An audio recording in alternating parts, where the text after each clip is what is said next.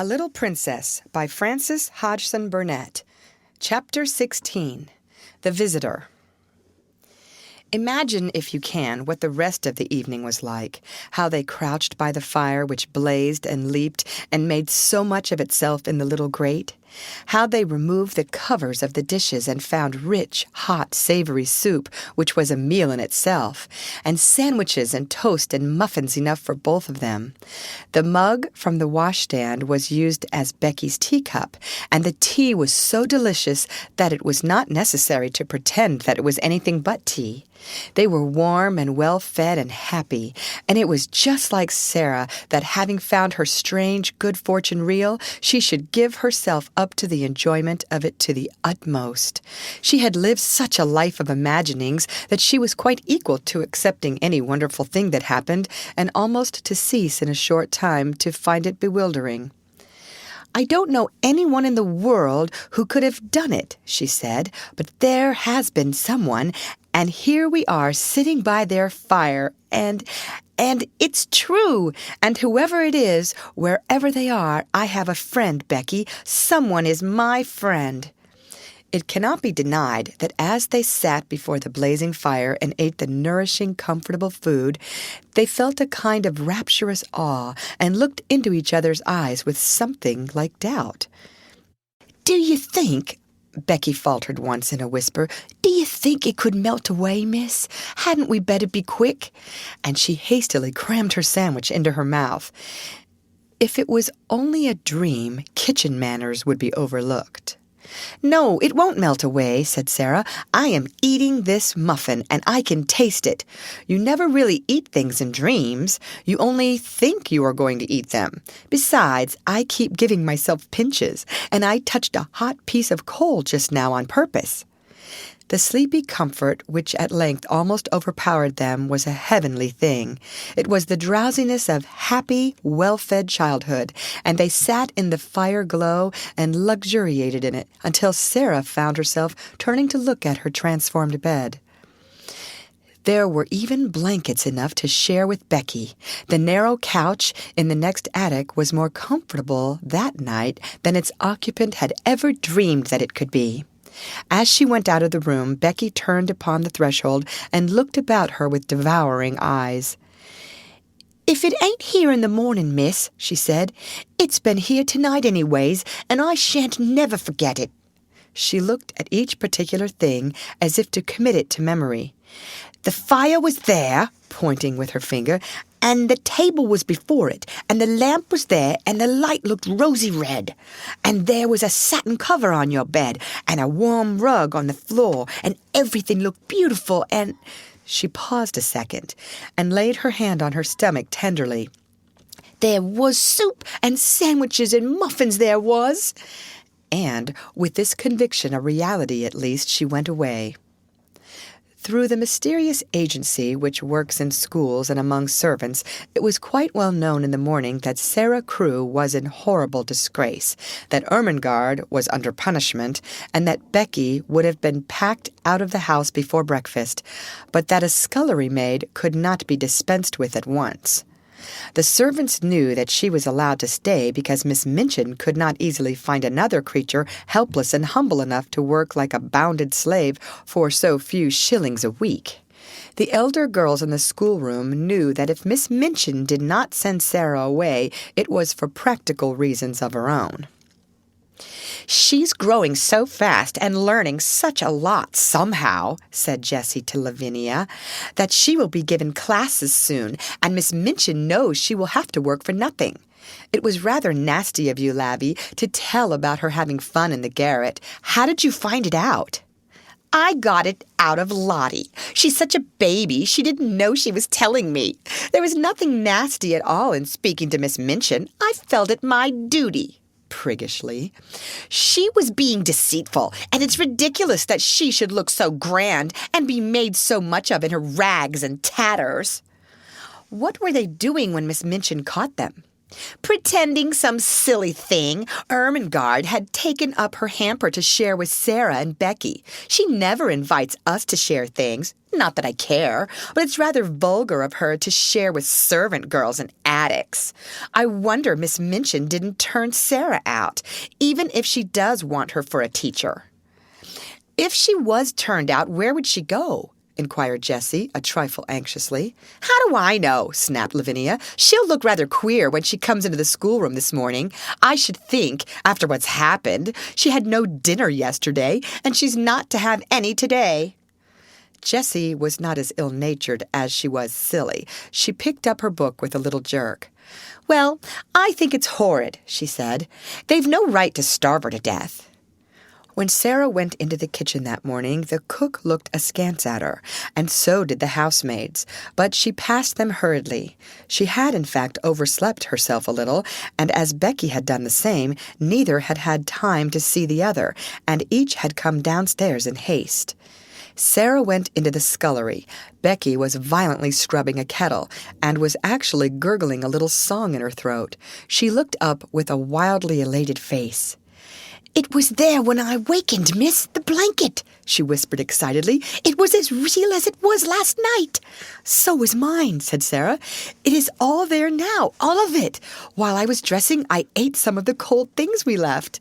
"Oh, laws, oh, laws!" Becky uttered the exclamation in a sort of rapturous groan and ducked her head over her kettle just in time as the cook came in from the kitchen. Miss Minchin had expected to see in Sara, when she appeared in the schoolroom, very much what Lavinia had expected to see. Sara had always been an annoying puzzle to her because severity never made her cry or look frightened. When she was scolded, she stood still and listened politely with a grave face. When she was punished, she performed her extra tasks or went without her meals, making no complaint or outward sign of rebellion. The very fact that she never made an impudent answer seemed to Miss Minchin a kind of impudence in itself. But after yesterday's deprivation of meals, the violent scene of last night, the prospect of hunger today, she must surely have broken down. It would be strange indeed if she did not come downstairs with pale cheeks and red eyes and an unhappy, humbled face.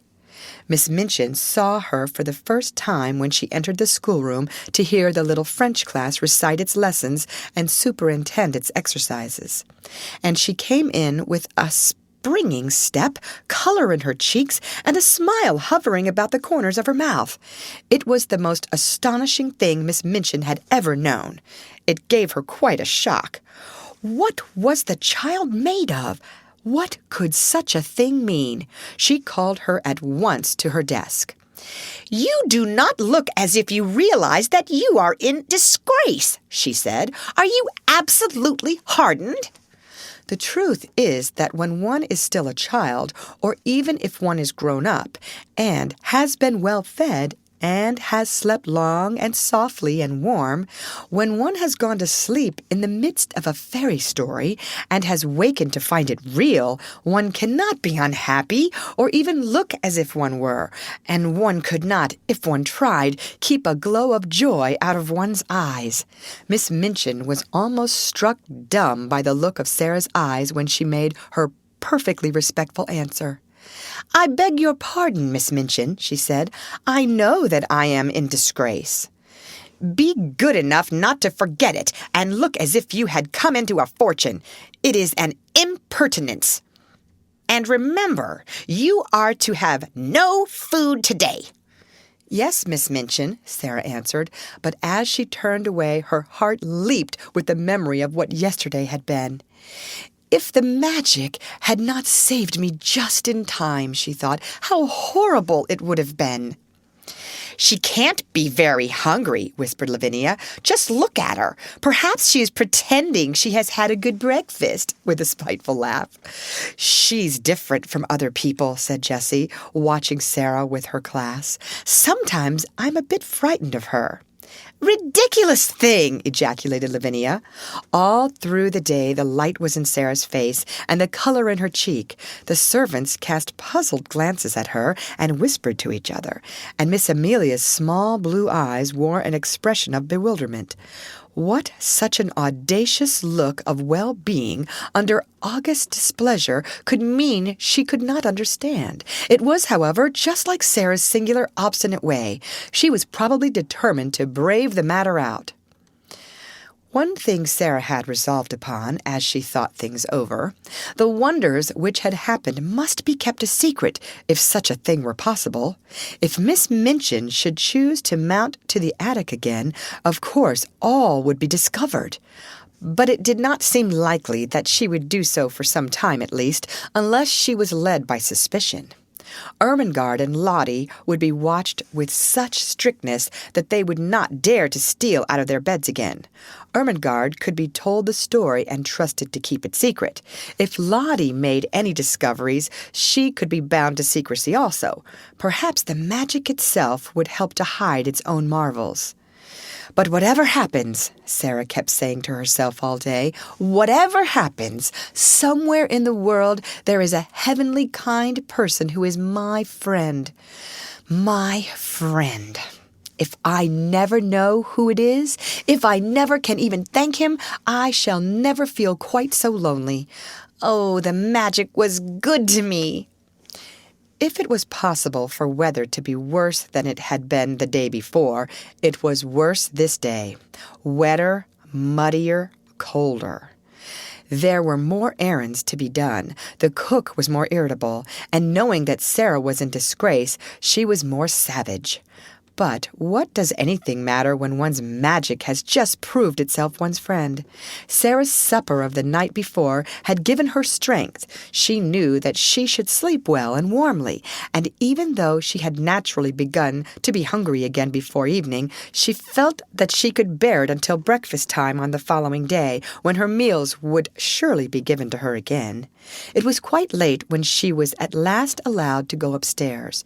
She had been told to go into the schoolroom and study until 10 o'clock, and she had become interested in her work and remained over her books later. When she reached the top flight of stairs and stood before the attic door, it must be confessed that her heart beat rather fast. Of course, it might all have been taken away, she whispered, trying to be brave. It might only have been lent to me for just that one awful night. But it was lent to me. I had it. It was real. She pushed the door open and went in. Once inside, she gasped slightly, shut the door, and stood with her back against it, looking from side to side. The magic had been there again. It actually had, and it had done even more than before. The fire was blazing in lovely leaping flames more merrily than ever. A number of new things had been brought into the attic, which so altered the look of it that if she had not been past doubting, she would have rubbed her eyes. Upon the low table another supper stood, this time with cups and plates for Becky as well as herself. A piece of bright, heavy, strange embroidery covered the battered mantel, and on it some ornaments had been placed. All the bare, ugly things which could be covered with draperies had been concealed and made to look quite pretty. Some odd materials of rich colors had been fastened against the wall with fine, sharp tacks, so sharp that they could be pressed into the wood and plaster without hammering. Some brilliant fans were pinned up, and there were several large cushions, big and substantial enough to use as seats. A wooden box was covered with a rug, and some cushions lay on it, so that it wore quite the air of a sofa. Sara slowly moved away from the door and simply sat down and looked again. There isn't the least difference. I feel as if I might wish for anything, diamonds or bags of gold, and they would appear. That wouldn't be any stranger than this. Is this my garret? Am I the same cold, ragged, damp Sara? And to think, I used to pretend and wish there were fairies. The one thing I always wanted was to see a fairy story come true. I am living in a fairy story. I feel as if I might be a fairy myself, and able to turn things into anything else. She rose and knocked upon the wall for the prisoner in the next cell, and the prisoner came. When she entered, she almost dropped in a heap upon the floor. For a few seconds she quite lost her breath. "Oh, laws!" she gasped. "Oh, laws, miss!" "You see," said Sara. On this night, Becky sat on a cushion upon the hearthrug and had a cup and saucer of her own. When Sara went to bed, she found that she had a new thick mattress and big downy pillows. Her old mattress and pillow had been removed to Becky's bedstead, and consequently, with these additions, Becky had been supplied with unheard-of comfort. "Where does it all come from?" Becky broke forth at once. "Laws, who does it, miss?" "Don't let us even ask," said Sara. "If it were not that I want to say, 'Oh, thank you,' I would rather not know. It makes it more beautiful." From that time, life became more wonderful day by day. The fairy story continued. Almost every day something new was done. Some new comfort or ornament appeared each time Sara opened the door at night, until in a short time the attic was a beautiful little room full of all sorts of odd and luxurious things. The ugly walls were gradually entirely covered with pictures and draperies. Ingenious pieces of folding furniture appeared. A bookshelf was hung up and filled with books. New comforts and conveniences appeared one by one, until there seemed nothing left to be desired. When Sara went downstairs in the morning, the remains of the supper were on the table, and when she returned to the attic in the evening, the magician had removed them and left another nice little meal. Miss Minchin was as harsh and insulting as ever, Miss Amelia as peevish, and the servants were as vulgar and rude. Sara was sent on errands in all weathers, and scolded and driven hither and thither. She was scarcely allowed to speak to Ermengarde and Lottie. Lavinia sneered at the increasing shabbiness of her clothes, and the other girls stared curiously at her when she appeared in the schoolroom. But what did it all matter while she was living in this wonderful, mysterious story? It was more romantic and delightful than anything she had ever invented to comfort her starved young soul and save herself from despair. Sometimes, when she was scolded, she could scarcely keep from smiling. "If you only knew," she was saying to herself, "if you only knew." The comfort and happiness she enjoyed were making her stronger, and she had them always to look forward to. If she came home from her errands wet and tired and hungry, she knew she would soon be warm and well fed after she had climbed the stairs. During the hardest day, she could occupy herself blissfully by thinking of what she should see when she opened the attic door and wondering what new delight had been prepared for her. In a very short time she began to look less thin. Color came into her cheeks, and her eyes did not seem so much too big for her face. "Sara Crewe looks wonderfully well," Miss Minchin remarked disapprovingly to her sister. "Yes," answered poor, silly Miss Amelia. "She is absolutely fattening. She was beginning to look like a little starved crow." "Starved!" exclaimed Miss Minchin angrily. "There was no reason why she should look starved. She always had plenty to eat." "Oh, of course," agreed Miss Amelia humbly, alarmed to find that she had, as usual, said the wrong thing. "There is something very disagreeable in seeing that sort of thing in a child of her age," said Miss Minchin, with haughty vagueness. "What sort of thing?" Miss Amelia ventured. "It might almost be called defiance," answered Miss Minchin, feeling annoyed because she knew the thing she resented was nothing like defiance, and she did not know what other unpleasant term to use. "The spirit and will of any other child would have been entirely humbled and broken by the changes she has had to submit to. But upon my word, she seems as little subdued as if she were a princess." "Do you remember," put in the unwise Miss Amelia, "what she said to you that day in the schoolroom about what you would do if you found out what she was?" "No, I don't," said Miss Minchin. "Don't talk nonsense." But she remembered very clearly indeed. Very naturally, even Becky was beginning to look plumper and less frightened. She could not help it. She had her share in the secret fairy story, too. She had 2 mattresses, 2 pillows, plenty of bed covering, and every night a hot supper and a seat on the cushions by the fire. The Bastille had melted away. The prisoners no longer existed. 2 comforted children sat in the midst of delights. Sometimes Sara read aloud from her books. Sometimes she learned her own lessons. Sometimes she sat and looked into the fire and tried to imagine who her friend could be, and wished she could say to him some of the things in her heart. Then it came about that another wonderful thing happened. A man came to the door and left several parcels. All were addressed in large letters to the little girl in the right-hand attic. Sara herself was sent to open the door and take them in. She laid the 2 largest parcels on the hall table and was looking at the address when Miss Minchin came down the stairs and saw her. "Take the things to the young lady to whom they belong," she said severely. "Don't stand there staring at them." "They belong to me," answered Sara quietly. "To you?" exclaimed Miss Minchin. "What do you mean?" "I don't know where they come from," said Sara, "but they are addressed to me. I sleep in the right-hand attic. Becky has the other one." Miss Minchin came to her side and looked at the parcels with an excited expression. "What is in them?" she demanded. "I don't know," replied Sara. "Open them," she ordered. Sara did as she was told. When the packages were unfolded, Miss Minchin's countenance wore suddenly a singular expression. What she saw was pretty and comfortable clothing of different kinds, shoes, stockings, and gloves, and a warm and beautiful coat.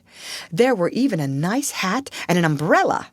They were all good and expensive things, and on the pocket of the coat was pinned a paper on which were written these words: "To be worn every day, will be replaced by others when necessary." Miss Minchin was quite agitated. This was an incident which suggested strange things to her sordid mind. Could it be that she had made a mistake after all, and that the neglected child had some powerful though eccentric friend in the background? Perhaps some previously unknown relation who had suddenly traced her whereabouts and chose to provide for her in this mysterious and fantastic way. Relations were sometimes very odd, particularly rich old bachelor uncles who did not care for having children near them. A man of that sort might prefer to overlook his young relation's welfare at a distance. Such a person, however, would be sure to be crotchety and hot-tempered enough to be easily offended. It would not be very pleasant if there were such a one, and he should learn all the truth about the thin, shabby clothes, the scant food, and the hard work. She felt very queer indeed, and very uncertain, and she gave a side glance at Sara. "Well," she said in a voice such as she had never used since the little girl lost her father, "someone is very kind to you, as the things have been sent, and you are to have new ones when they are worn out. You may as well go and put them on, and look respectable.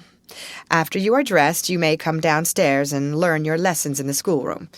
You need not go out on any more errands today."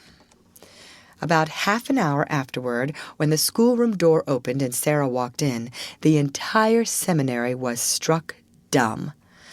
"My word!" ejaculated Jessie, jogging Lavinia's elbow. "Look at the Princess Sara!" Everybody was looking, and when Lavinia looked, she turned quite red. It was the Princess Sara indeed. At least since the days when she had been a princess, Sara had never looked as she did now. She did not seem the Sara they had seen come down the back stairs a few hours ago. She was dressed in the kind of frock Lavinia had been used to envying her the possession of. It was deep and warm in color and beautifully made. Her slender feet looked as they had done when Jessie had admired them, and the hair, whose heavy locks had made her look rather like a Shetland pony when it fell loose about her small, odd face, was tied back with ribbon. "Perhaps someone has left her a fortune," Jessie whispered. "I always thought something would happen to her. She's so queer." Perhaps the diamond mines have suddenly appeared again, said Lavinia scathingly. Don't please her by staring at her in that way, you silly thing. Sara, broke in Miss Minchin's deep voice, come and sit here. And while the whole schoolroom stared and pushed with elbows and scarcely made any effort to conceal its excited curiosity, Sara went to her old seat of honor and bent her head over her books. That night, when she went to her room, after she and Becky had eaten their supper, she sat and looked at the fire seriously for a long time. "Are you making something up in your head, miss?" Becky inquired with respectful softness. When Sara sat in silence and looked into the coals with dreaming eyes, it generally meant that she was making a new story. But this time she was not, and she shook her head. "No," she answered, "I am wondering what I ought to do." Becky stared, still respectfully. She was filled with something approaching reverence for everything Sara did and said. "I can't help thinking about my friend," Sara explained. "If he wants to keep himself a secret, it would be rude to try and find out who he is. But I do so want him to know how thankful I am to him and how happy he has made me. Anyone who is kind wants to know when people have been made happy. They care for that more than for being thanked. I do wish... She stopped short because her eyes at that instant fell upon something standing on a table in a corner. It was something she had found in the room when she came up to it only 2 days before.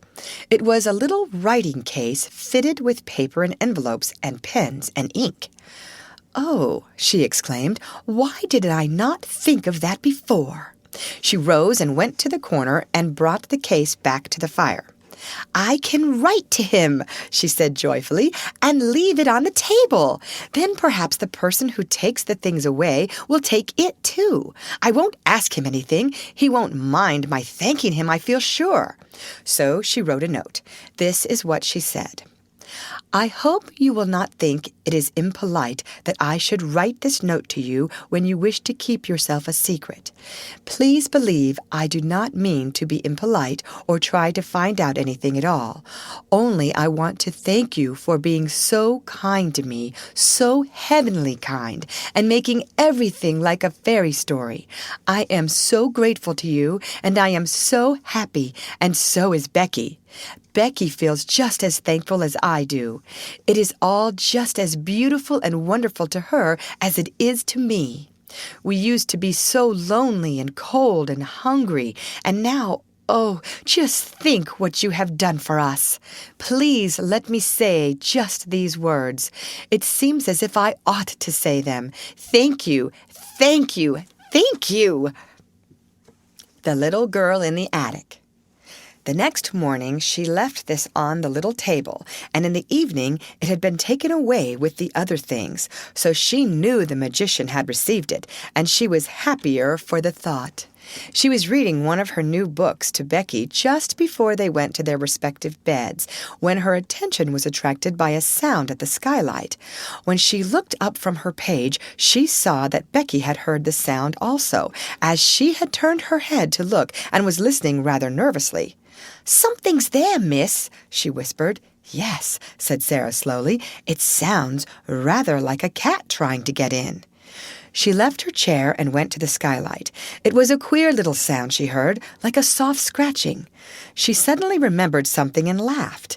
She remembered a quaint little intruder who had made his way into the attic once before.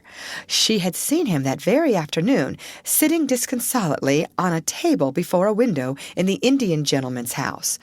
"Suppose," she whispered in pleased excitement, "just suppose it was the monkey who got away again. Oh, I wish it was." She climbed on a chair, very cautiously raised the skylight and peeped out. It had been snowing all day, and on the snow, quite near her, crouched a tiny shivering figure whose small black face wrinkled itself piteously at sight of her. "It is the monkey," she cried out. "He has crept out of the Lascar's attic, and he saw the light." Becky ran to her side. "Are you going to let him in, miss?" she said. "Yes," Sara answered joyfully. "It's too cold for monkeys to be out. They're delicate. I'll coax him in." She put a hand out delicately, speaking in a coaxing voice as she spoke to the sparrows and to Melchizedek, as if she were some friendly little animal herself. "Come along, monkey darling," she said. "I won't hurt you." He knew she would not hurt him. He knew it before she laid her soft, caressing little paw on him and drew him towards her. He had felt human love in the slim brown hands of Ram Dass, and he felt it in hers. He let her lift him through the skylight, and when he found himself in her arms, he cuddled up to her breast and looked up into her face. "Nice monkey, nice monkey," she crooned, kissing his funny head.